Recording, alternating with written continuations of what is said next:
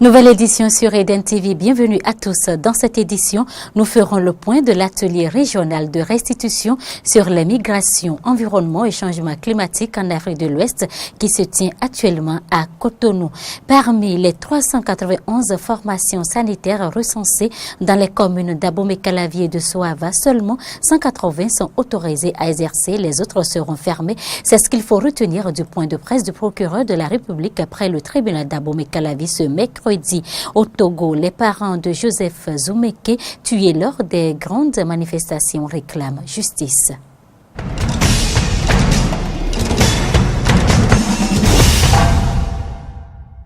Bienvenue si vous venez de nous rejoindre. Le président de la Haute Autorité de l'Audiovisuel et de la Communication AC, Adam Bonitessi, a procédé ce jeudi 27 septembre 2018 dans la salle de conférence de l'institution à la cérémonie d'ouverture de la deuxième session ordinaire de l'année 2018. Plusieurs chantiers ont été annoncés par le président de l'organe, Aristide Setti et Damien Pedro pour le compte rendu.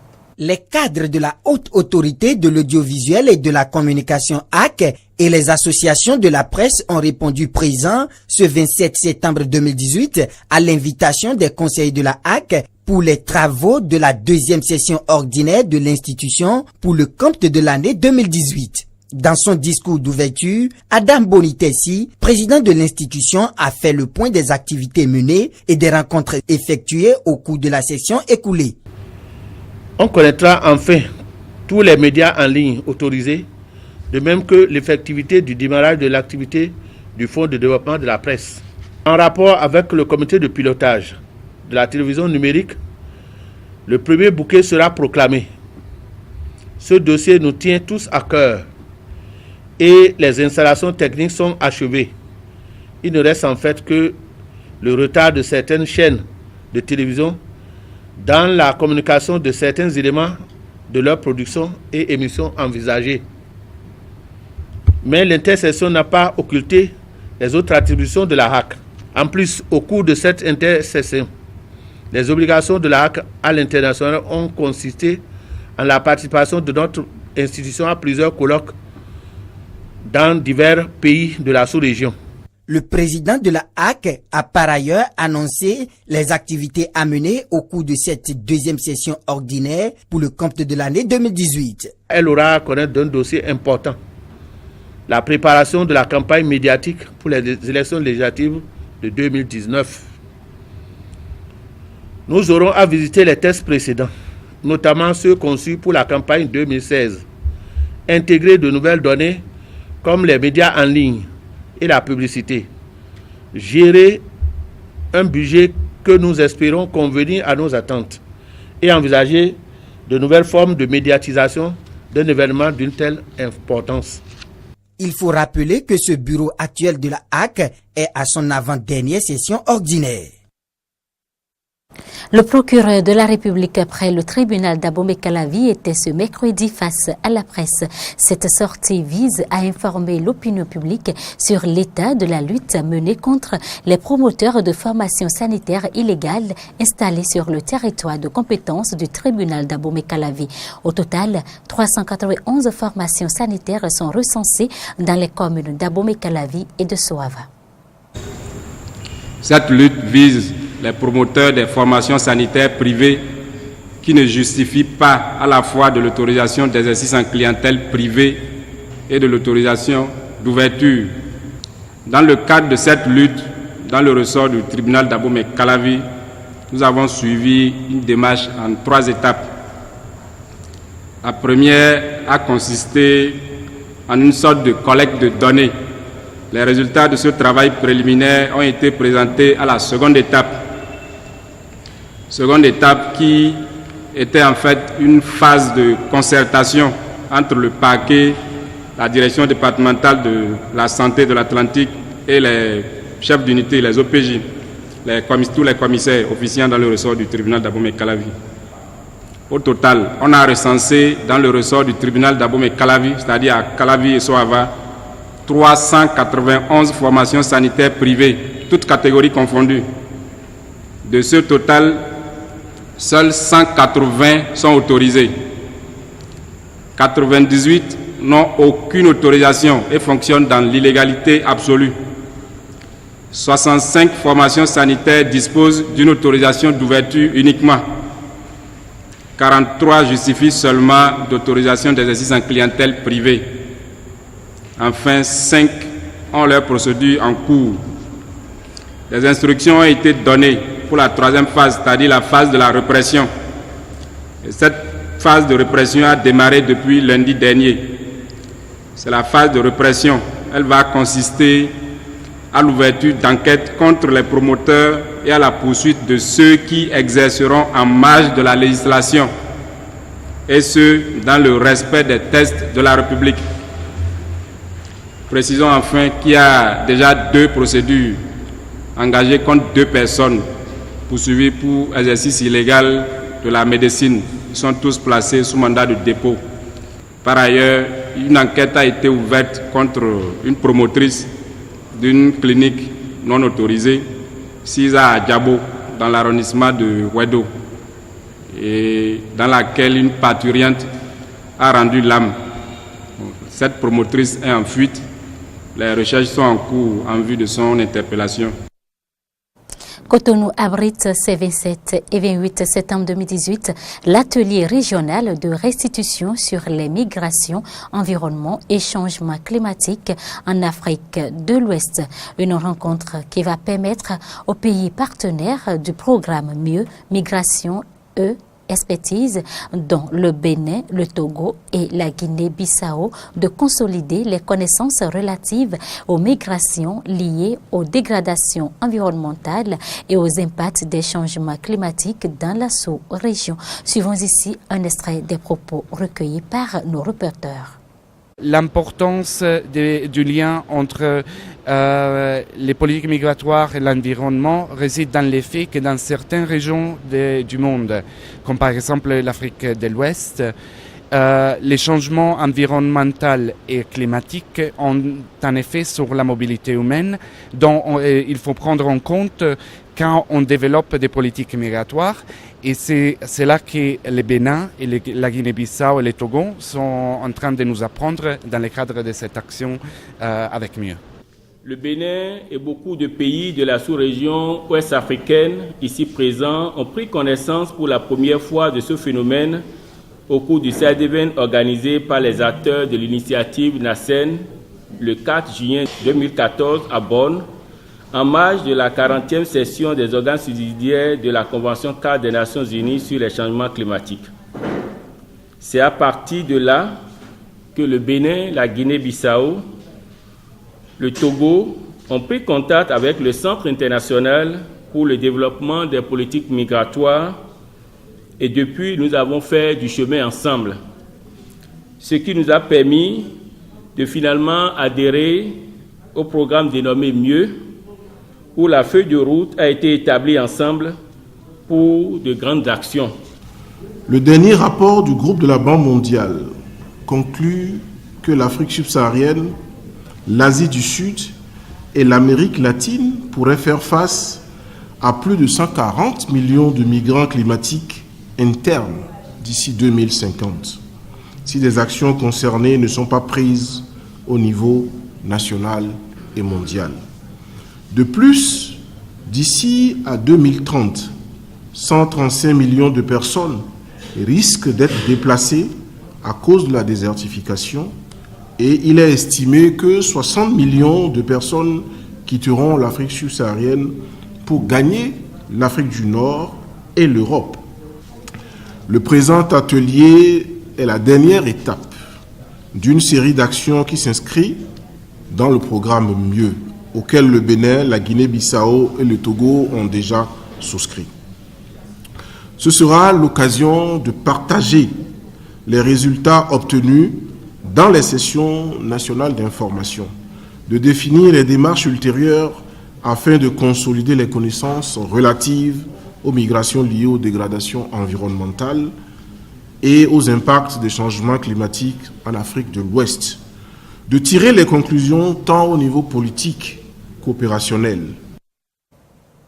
Dans la même veine, depuis ce mercredi se tient à Cotonou la première session ministérielle du comité mixte Bénin-Togo, un atelier qui va aboutir ce vendredi 28 septembre 2018 à la signature du protocole d'accord et du mémorandum d'entente relatif aux travaux de protection côtière et du curage du chenal Baga. Commentaire Samson Oké et Damien Pedro.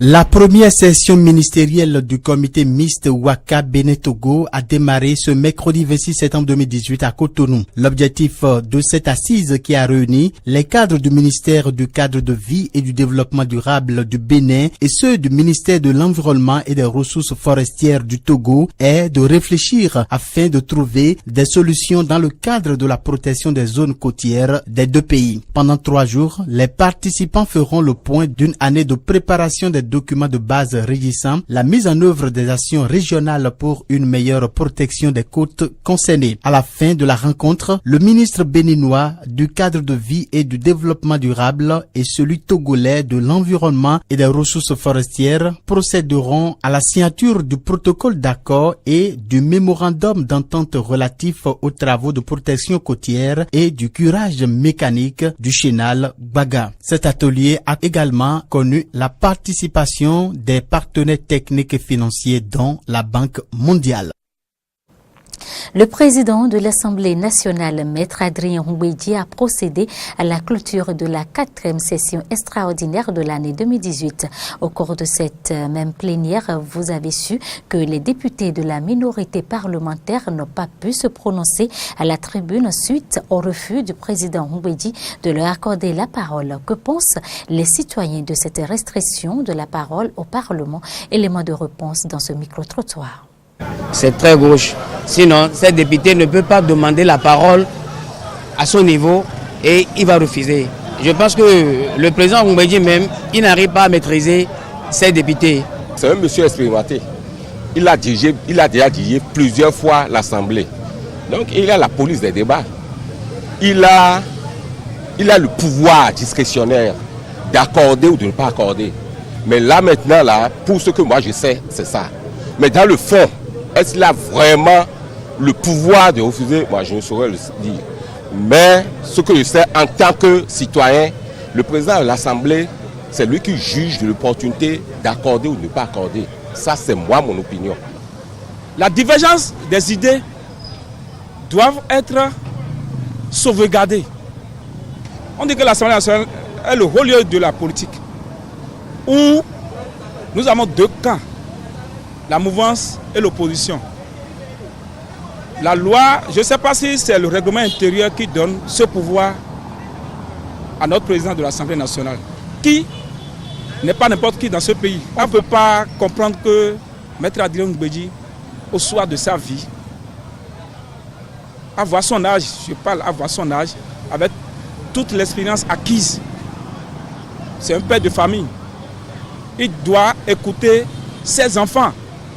Il ne doit pas interdire à ses enfants de parler. Quand vous étouffez la parole, je pense que je ne sais pas, ce n'est pas bien pour notre pays. C'est lui qui a la police des débats. Et donc, il doit veiller à ce que l'institution parlementaire, le Parlement, soit vraiment, donne une bonne image. Et donc, s'il sent que accorder des paroles à des députés, que ce soit de la minorité ou de la majorité, que ça va créer un incendie ou bien ça va dégénérer au sein de l'hémicycle, je crois que c'est son droit le plus absolu de donner la parole ou de ne pas accorder. Et donc, il est libre de diriger l'institution pour que ça reflète une bonne image à tout le peuple béninois et aux autres institutions de la République. Des propos recueillis par François Ngouederinto et Fiacre Voitan, direction le département du Mono. Le Bénin veut se doter de nouveaux réseaux d'encadrement et d'animation pédagogique dans l'enseignement secondaire. Des inspecteurs, conseillers pédagogiques, chefs et animateurs d'établissements du département du Mono ont été conviés ce mardi au CEJ 1 Lokossa à un atelier d'appropriation du cadre conceptuel du REAP, entendez réseau d'encadrement et d'animation pédagogique. Jonas Bouti pour le compte rendu. L'ambition des gouvernants de Doter le Bénin d'ici 2030 d'un système éducatif pouvant assurer une éducation et une formation équitable, inclusive et de bonne qualité ne saurait être une réalité sans que l'on accorde une grande attention à l'encadrement et l'animation pédagogique dans les établissements scolaires et les centres de formation professionnelle. Voilà ce qui justifie la conception du réseau d'encadrement et d'animation pédagogique REAP qui se révèle comme la pièce motrice du ministère des enseignements secondaires à en croire Bertin Torliton, inspecteur général pédagogique du dit ministère. Le REAP est un cadre pédagogique qui est appelé à gérer le ministère, à piloter le ministère pédagogiquement. Le ministère n'existe que par les apprenants, les enseignants, en tout cas la pédagogie, c'est-à-dire la classe. Sans ça, il n'y a pas de direction technique centrale, ni de ministère. Pour le directeur départemental des enseignements secondaires du Mono, ce réseau d'encadrement marque un pas décisif dans la qualité de l'enseignement de par sa précision par rapport au rôle qui revient désormais à chaque acteur. Et nous faisons un pas de plus. Et à cet atelier, je crois que ce qui est important, c'est que chaque acteur est situé de façon précise et pointue par rapport à sa responsabilité dans l'atteinte des objectifs de notre système éducatif. À cet atelier d'appropriation du REAP par les acteurs de l'éducation dans le Mono, Rodolphe Godova invite les uns et les autres à impulser au réseau un dynamisme de perfectibilité pour l'atteinte de ces objectifs. Dans la mise en route de ce cadre, que chacun s'approprie véritablement ce qui lui revient et faire des propositions pour que ce ne soit pas un cadre statique. La mise en route devra nous amener à faire des propositions, des innovations pour que cet outil demeure dynamique. C'est sur vous que nous allons compter pour réaliser cet objectif-là. Cet atelier a été aussi l'occasion pour les acteurs de l'éducation du Mono d'apporter leur contribution pour faire du REAP le véritable espoir pour la qualité de l'éducation au Bénin. Actualité hors du Bénin, nous sommes au Togo. Les parents d'un jeune homme tué il y a 1 an à Lomé lors des grandes manifestations de l'opposition contre le pouvoir togolais demandent justice après avoir enfin obtenu l'autopsie de son corps. Reportage. Depuis que Joseph Kokuzumeke, 13 ans, a été tué en octobre 2017, ses parents avaient refusé de l'enterrer et laisser son corps à la morgue, exigeant qu'une autopsie soit pratiquée. Au regard de l'ampleur des manifestations dans le quartier de Bekota le 18 octobre 2017, les enseignants ont libéré les élèves et écoliers. Joseph, lui, a regagné la maison. Aussitôt, il s'est déshabillé et est ressorti pour aller acheter des condiments à sa mère. Il n'est plus jamais revenu, raconte son père. Il a été mortellement atteint par des balles et conduit sans vie dans un centre de santé où il a finalement été retrouvé. Le père du garçon a affirmé avoir d'abord porté plainte contre INS et exigé l'autopsie du corps de l'enfant avant de saisir le procureur de la République afin qu'il ouvre une enquête. Après plusieurs mois de tractation, le médecin légiste commis par le procureur a rendu son rapport d'autopsie le 13 juillet dernier. D'après ce rapport, le corps de l'enfant présente des lésions d'une mort violente par arme à feu. Amnesty, qui a soutenu les parents de la victime dans cette procédure, a invité les autorités à s'engager à combattre l'impunité au Togo. Le soulagement a été le jour où la famille a pu avoir le résultat de l'autopsie. Nous ne pouvons pas dire que c'est la fin du processus, c'est le début d'un engagement vers la justice. Dans ces deux parties qui sont l'opposition, le pouvoir, il y a une troisième partie qui pour moi ne me semble pas être seulement la société civile, mais c'est le peuple, dont les victimes en premier lieu. Le cas de Joseph Zoumeke en est un. On en a ailleurs, à Bafilo, à Mango, à Sokodé. Donc ce sont là pour nous des éléments qui doivent aider l'État à réellement combattre l'impunité au Togo. Le père de Joseph y tient. L'auteur de la mort de son fils doit payer le prix de son acte. Mais ce n'est pas fini, ce n'est pas terminé.